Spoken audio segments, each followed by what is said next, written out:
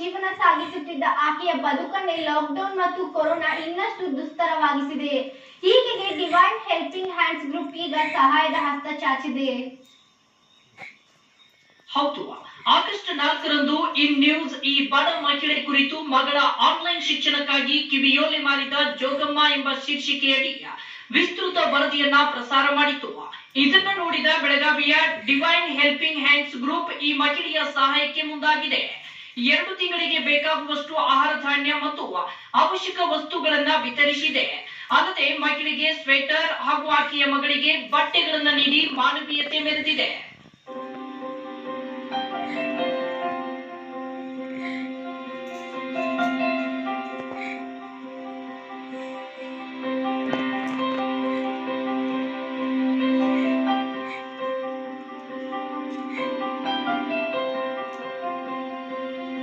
ಈ ವೇಳೆ divine helping hands group ನ ಮುಖಂಡ ಗಜಾನನ್ ಗವಾನೆ ಮತ್ತು ವಿನಯ್ ಲಾಸೆ ಅವರು ಮಾತನಾಡಿ ಮಹಿಳೆ ಹಾಗೂ ಆಕೆಯ ಕುಟುಂಬಕ್ಕೆ ಬೇಕಾಗುವ ಸಹಾಯ ಮಾಡುವುದಾಗಿ ಆತ್ಮಸ್ಥೈರ್ಯ ತುಂಬಿದ್ದಾರೆ.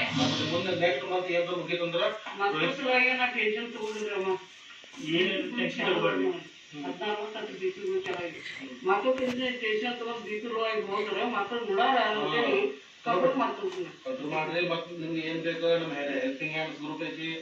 ಅವ್ರು ನಿಮ್ಗೆ ಏನ್ ಬೇಕಲ್ಲ ಅದ್ರ ವಿಚಾರ ಮಾಡಬೇಡ್ರಿ. लॉकडाउन में ಎಲ್ಲರಿಗೆ ಸಮಸ್ಯೆ ಇದೆ कि मानव को मानव हो प्यारा, एक दूसरे का बने सहारा. एक इंसान ही एक इंसान की मदद कर सकता है, बाकी कोई नहीं कर सकता.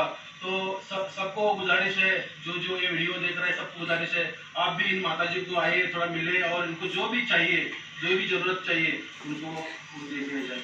और इन न्यूज का बहुत बहुत धन्यवाद. ಇನ್ನು ಡಿವೈನ್ ಹೆಲ್ಪಿಂಗ್ ಹ್ಯಾಂಡ್ಸ್ ಗ್ರೂಪ್ ನಿಂದ ಸಹಾಯ ಪಡೆದ ಮಹಿಳೆ ಸರೋಜಿನಿ ಮಾತನಾಡಿ ಡಿವೈನ್ ಹೆಲ್ಪಿಂಗ್ ಹ್ಯಾಂಡ್ಸ್ ಗ್ರೂಪ್ ನ ಸದಸ್ಯರಿಗೆ ಕೃತಜ್ಞತೆಗಳನ್ನ ಸಲ್ಲಿಸಿದ್ರು. ಈ ವೇಳೆ ಡಿವೈನ್ ಹೆಲ್ಪಿಂಗ್ ಹ್ಯಾಂಡ್ಸ್ ಗ್ರೂಪ್ ನ ಸದಸ್ಯ ಭಾವೇಶ್, ಆರ್ತಿ ಸಸುಲ್ಕರ್, ಸುನಿತಾ ಗವಾನೆ, ರೆಹಾನ್ ಸೇರಿದಂತೆ ಇನ್ನುಳಿದವರು ಉಪಸ್ಥಿತರಿದ್ದರು. In news Belagavi.